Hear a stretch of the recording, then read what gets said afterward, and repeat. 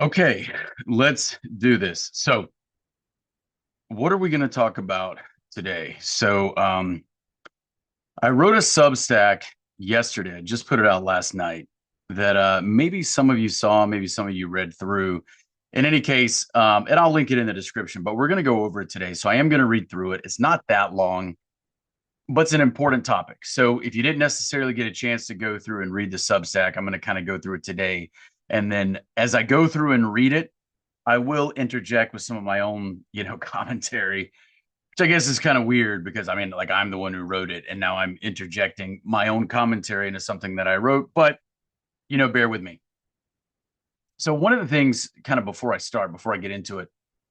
So I'm going to tell you what the topic is, but I'm also going to tell you something just kind of in general. So I like to make videos, but I also like to write.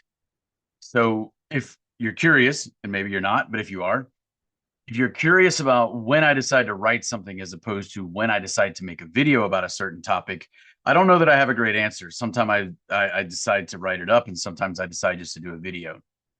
Um, it's easier for me to make a video. I'll sketch it out. I'll typically make a couple of notes for myself, and then I'll do the video, and then I'll upload it immediately. Um, Whenever I've shot a video, I've always done the video and then uploaded it immediately. It was always done that same day, and typically it's uploaded as soon as I make it. When I write a Substack, so the Substack that I put out yesterday, which I'm going to read through now, I did write that one yesterday, so I wrote it pretty much in an evening. It did take a couple of hours to go through. Sometimes when I produce a Substack, depending on how in depth they are, how much research I have to do, where the research is coming from, how many citations I have to go through, etc. Some of them take several days, and they take a total of quite a bit of time. I'm sure that I've spent a total of, I don't even know, 15 hours on some of the more in-depth ones, and it would be 15 hours over a period of a couple of days. And there's one that I'm working on now, which I will put out on my Substack as soon as I finish it. And I've been working on it forever, and it's taken me far more than 15 total hours. I don't even know. It's been a project, but I think it'll be interesting. So I think you guys will like it once I get it out there. The topic that I want to talk about today, though, that I wrote about yesterday is it's about an idea that I think, first of all, it's about an idea that we all understand, but I want to approach it from an intelligence type perspective. And when I say intelligence, I mean intelligence in terms of like, the way the military or the government or other organizations conduct intelligence or counterintelligence. So just keep that in mind. But the idea that I want to touch on today and that I wrote about yesterday has to do with this saying that we've all heard, which is a wolf in sheep's clothing. Okay, so kind of with that as a preamble, we're going to go into what I wrote yesterday. So the piece that I wrote yesterday is called Wolves, Sheep, and a Counter-Espionage Mindset.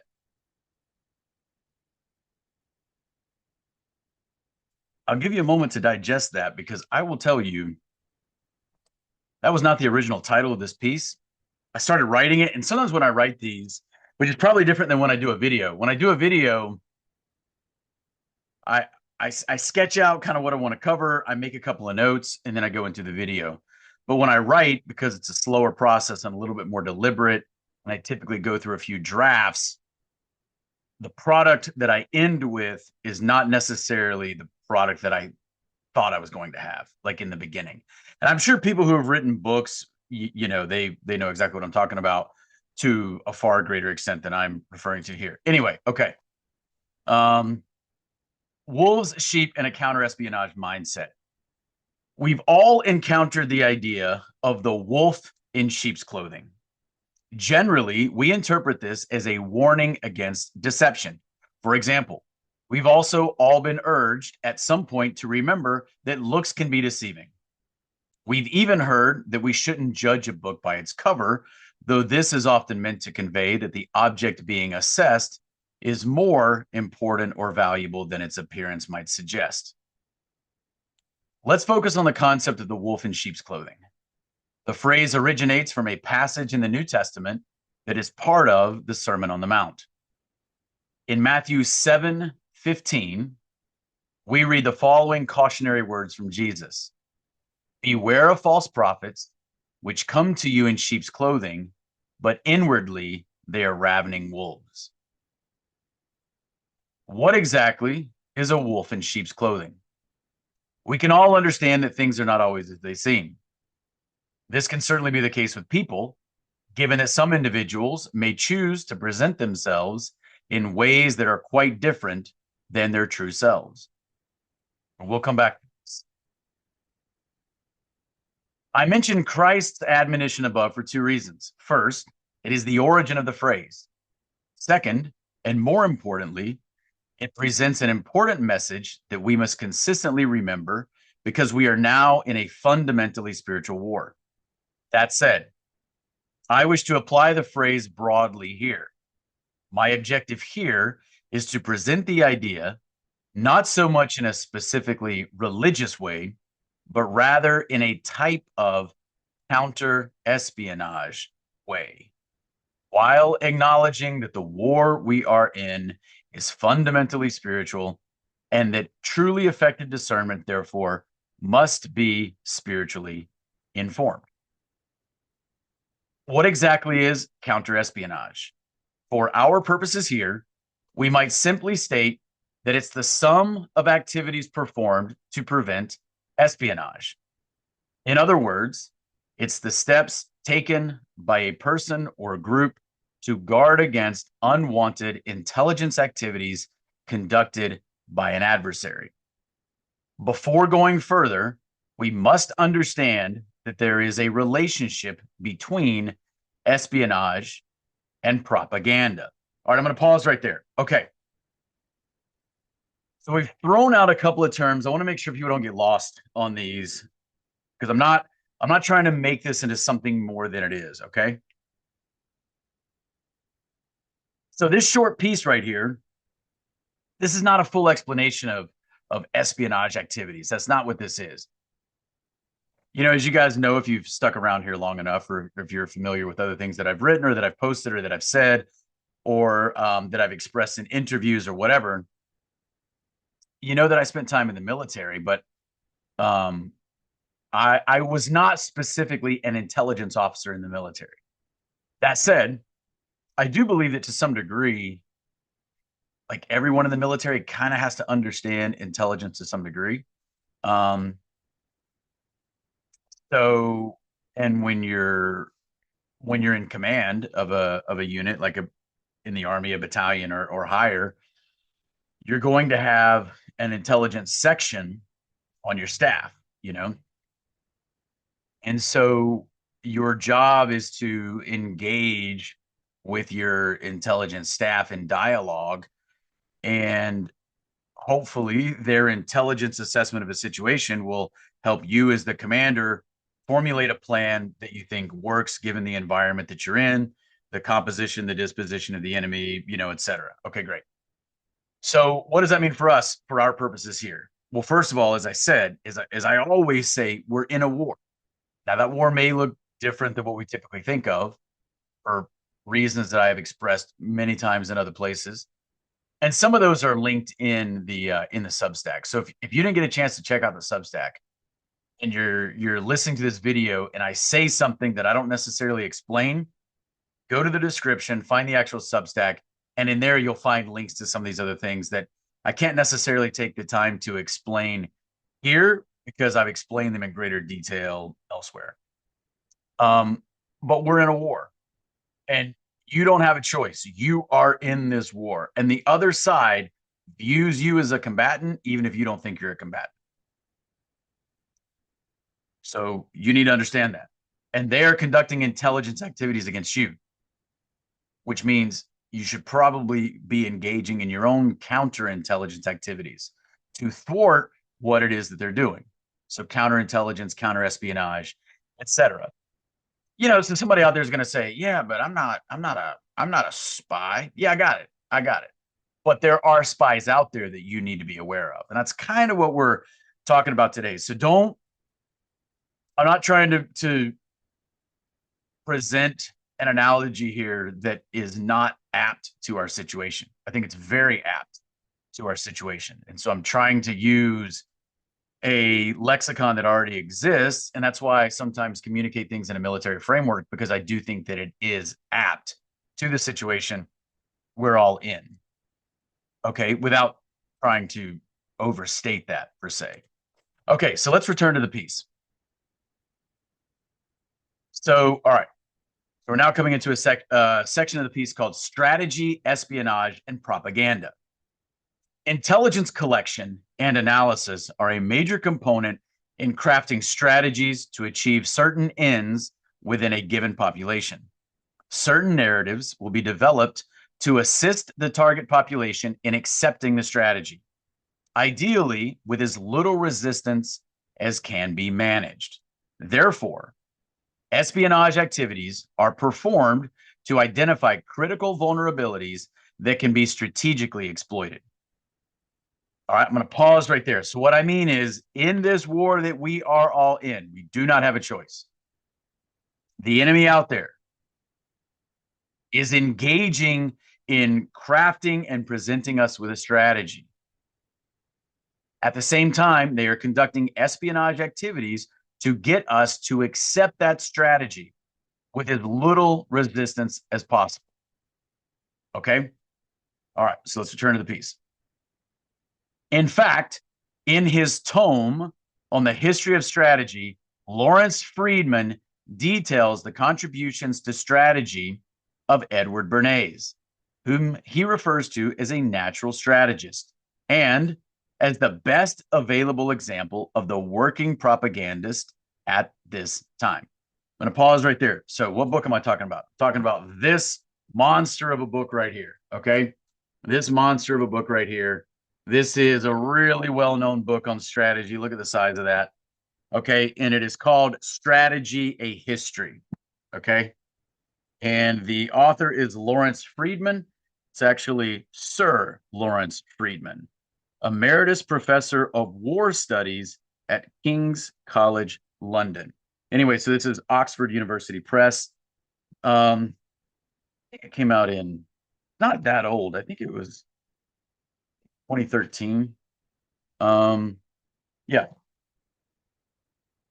Okay, so I'm going to kind of repeat what I just said because this is important. So in his tome on the history of strategy, Lawrence Freedman, that's the book I just showed you, details the contributions to strategy of Edward Bernays. If you don't know that name, Edward Bernays, you need to look him up. Whom he, Freedman, refers to as a natural strategist and as the best available example of the working propagandist at this time. Bernays was the nephew of Sigmund Freud and was often referred to as the father of public relations. Despite this seemingly innocuous descriptor, the ideas promoted in his famous works, such as Crystallizing Public Opinion from 1923, the aptly named Propaganda, 1928, and The Engineering of Consent, 1947, cemented his legacy as a pioneer of modern propaganda. Personally, I find the title of the article, The Engineering of Consent, to be more sinister than the in-your-face title of the book, Propaganda. I'm going to pause right there. So I'm trying to draw a link here between espionage, because we're talking about counterespionage. To talk about counterespionage, we got to understand espionage. And I'm not trying to explain in great detail exactly what espionage is. I think people are familiar with the term. You generally know what it is. But I'm just drawing a link between espionage type activities that are used to make a strategy more effective. And then I'm linking in the importance that propaganda plays in getting a target population, that's us, to accept the strategy. A strategy that if we recognized, we would resist. Okay, so there are enemies out there presenting us with a strategy, but because we fail to recognize it, we don't resist it the way that we should. That is happening to us every single day. Okay. So strategy, and we will talk more about strategy. I keep saying that, but we will.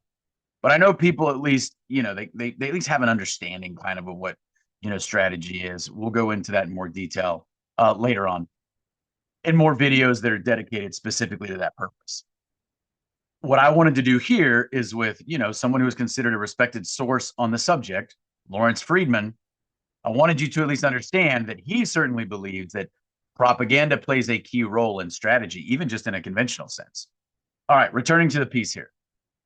Propaganda can have a variety of purposes, such as to shape opinion, manipulate behavior, or to deceive. It's important to remember that, quote, strategy is the intended. I'm sorry, I'm already screwing this up. Let me repeat that sentence. It's important to remember that, quote, surprise is the intended result of deception, unquote. So that's from this book, okay, right here. So this book, you can see that it's called Practice to Deceive, Learning Curves of Military Deception Planners by Barton Whaley. I think it's from 2016. But anyway, we're not going to go too deep into this, but I do really appreciate that quotation there. Yeah, 2016. Okay. Published by the U.S. Naval Institute, actually. So surprise is the intended result of deception. Okay, so think about that. All right. So deception is conducted so that the enemy or the target of this deception can't adequately prepare and therefore can't adequately react, right? Okay, let's return to the piece. In other words, deception is meant to fool people to the point that they are unprepared for and thus unable to adequately resist what is coming. Our personal or collective counter-espionage activities should make us less susceptible to strategies employing propaganda. It should help us, to the extent possible, avoid surprise. I've been offering the idea that we should all acquaint ourselves with intelligence literature. The Cold War backdrop provides a never-ending well of such material. Old spy novels and movies are a great way to do this. In addition to fiction, there are many great nonfiction works as well that can round out anyone's understanding of espionage in order to find lessons that can be applied by everyday people in our current world. Of particular value is the study of long-term intelligence operations or subversion campaigns inflicted throughout history. This can aid in cultivating a counterespionage mindset. Okay, now we're going to talk about that, the counterespionage mindset. Now, I mentioned this before in a previous video on discernment, where I give some maybe some tips on how we can all improve, myself included. No one has perfect, discernment. But how can you maybe work on your discernment? Because it's a skill set, right? So, and I kind of go through that. And one of the things that I mention is, and I've said this other places too, I believe, but like understand intelligence activities, understand the way that espionage is conducted, because that's kind of the way that the world really works. So we tend to think of espionage, like think of the Cold War backdrop that I mentioned here. So think about, Western spies, American, British, whatever, and they're engaged in this ongoing espionage duel with their Soviet adversaries, right? Okay, there are a lot of lessons that can be gleaned from that, but that's not the only place, of course, that espionage has been conducted. But if you think about that and now realize, but it's not just state actors, so it's not just agents of some intel apparatus that's part of a state, like the Soviet Union, the United States, China, whatever. It's not just those. There's more espionage by other actors on the world stage as well, right? But the activities themselves will look similar. But the other thing is a lot of times we fail to recognize what's going on because we don't think of long-standing subversion campaigns that may have generational impacts. We need to understand that those have occurred throughout history and they're ongoing now. Okay, so returning to the piece, counter-espionage mindset. A counter-espionage mindset is exactly what it sounds like. It's the mental framework necessary for operating in the world we live in without being taken advantage of. It's the ability to sift through the disinformation and deliberately competing narratives without being manipulated by those who wish to enslave the public and often get the public to consent to their own enslavement. Like anything else, it is a skill set that can be developed. A few steps toward developing this mindset might be studying certain concepts, such as the following, along with explanations I've given elsewhere. And then I give a couple of these. So I list 5. So 1, so you got to understand we are in a deep war. And then I give a link to where I've covered deep war. Number 2, the idea that deep war involves worldview warfare. And then I give a link to where I've explained worldview warfare if you're unfamiliar with that concept. 3, the idea that worldview warfare requires deception. I give another link to where I've written more about deception. Number 4, avoiding deception requires discernment. That link takes you to my video on discernment. And 5, understanding complex psyops assists in acquiring discernment. And it links to the video that I made specifically about complex psyops, because that's critical to understanding the war we're in and then developing a counter-espionage mindset. Okay, so I'm going on. Exercising proper discernment requires humility. The number 1 step in discernment is acknowledging that everyone is susceptible to being duped. Thinking that we are too smart to fall for propaganda is a surefire way to be deceived and or manipulated in other ways. Now, about that wolf in sheep's clothing.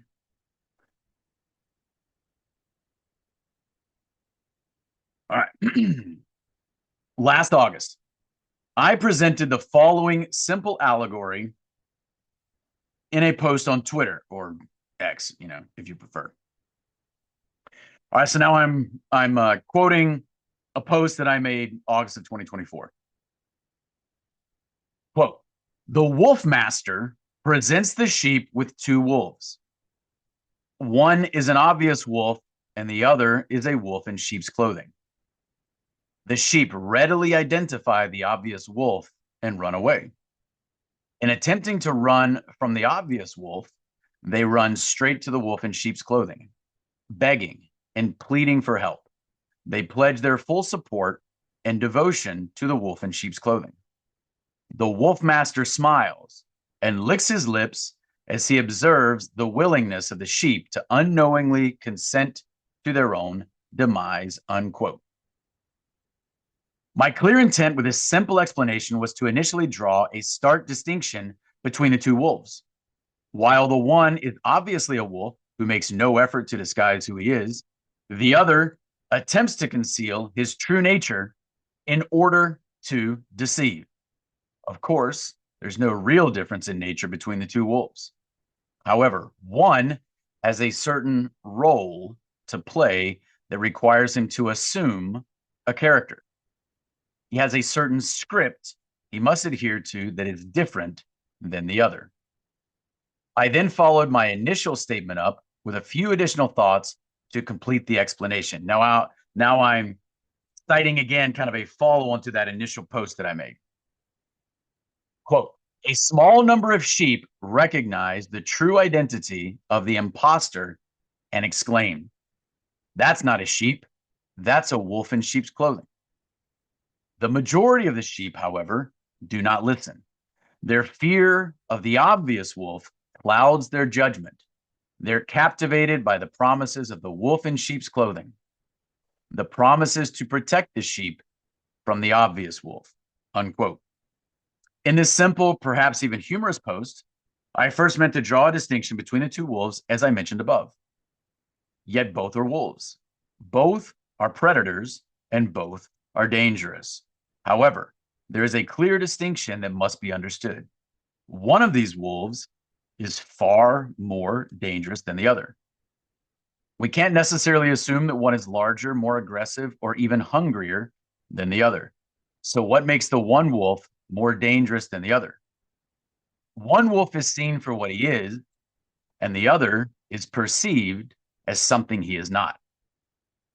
The danger presented by the first wolf, that comes in his own clothing, so to speak, is somewhat mitigated by the fact that the sheep readily recognized him as a significant threat. While this alone does not ensure their safety, it at least means they are aware of the gravity of the situation. In theory, now that they are alerted to peril, they could react in some manner. This is why I strongly advocate for sheep militias. Sorry, I couldn't resist. And yes, that joke is written into the Substack piece. The second wolf, by nature, shouldn't really be any more dangerous. However, in this case, the danger is amplified precisely because of what he is not. That wolf has fooled the sheep into accepting him and flocking to him. Above, we read that deception is meant to generate surprise. Remember that? We mentioned that above. Imagine the shock experienced by the flock when their fellow sheep viciously attacks, revealing who he truly is to his unsuspecting victims. In the first case, the danger is mitigated because of what the wolf is. But in the second, it is amplified because of what he is not. Let's now take it one step further. What if the two wolves are working together, as I imply above? What if they are both operating on orders, i.e. scripts, they have received from some senior director or wolf master? What if there is a coordinated strategy that the wolves have employed? What if the wolf master wanted the sheep to choose to move towards danger? The sheep have run towards the threat. They have consented, though perhaps without recognizing it, to their own demise. They have become agents of their own destruction. Why is consent so important to the wolf master? I believe this simple allegory illustrates a situation we commonly encounter. We are often presented with wolves. We recognize the obvious wolves and then rightly point and shout, "That's a wolf." It doesn't require much discernment to ascertain this type of threat. It's obvious. So let us then think strategically for a moment and put ourselves in the wolf master's position. Wouldn't it make sense for him to put a wolf in disguise amongst our flock, so that wolf can also point and shout, "That's a wolf," alongside us, knowing full well that he is just as much of a wolf as his brother that he's pointing at? As an aside, I wonder if the sheep militia ever puts wolf's clothing on a sheep so that he can infiltrate the pack and listen to the secrets discussed in the den. Conclusion. As we develop our counter-espionage mindset, let's remember, number one, some wolves are meant to be recognized as wolves. Number two, not everyone that points and shouts, "That's a wolf," is a sheep. The most dangerous wolf is not he who comes dressed as himself. It's the wolf that dons the persona of a sheep. And remember, the word persona comes from the ancient Greek term for mask, as in those used in ancient theatrical productions. So that, my friends, is a short piece that I wanted to cover with you guys. I wrote that yesterday, but I've had that idea for a while. I put the tweet out, in August of last year. But I've been thinking through that quite a bit because I think a lot about the way in which deception is employed. I think a lot about the way in which complex psyops are planned, conducted, and then are used as part of a larger, more comprehensive strategy. So I think a lot about this because I want us to resist falling prey to this type of predatory activity, which is exactly what it is, even in ways that we probably can't imagine. So those are just some ideas I wanted to share with you guys. If that resonates with you at all, then leave me a comment. Let me know what you think. But the reason that I wanted to share this is because I think that this is a tactic that is employed as part of a much larger strategy all the time. I think these types of presenting us with certain individuals and we're supposed to accept those individuals, but they're not who we may initially think they are. So I hope you got something out of that. We'll talk more about these ideas elsewhere. And if you want to check out some of the links that I've got sprinkled throughout that Substack, then I would ask you just to go into the description of the video, find the actual link to the Substack that I wrote, and then you can go in there and you can find some of the hyperlinks to other things that I've written or videos that I've made before that go into greater detail about some of these topics. Thanks. I appreciate it.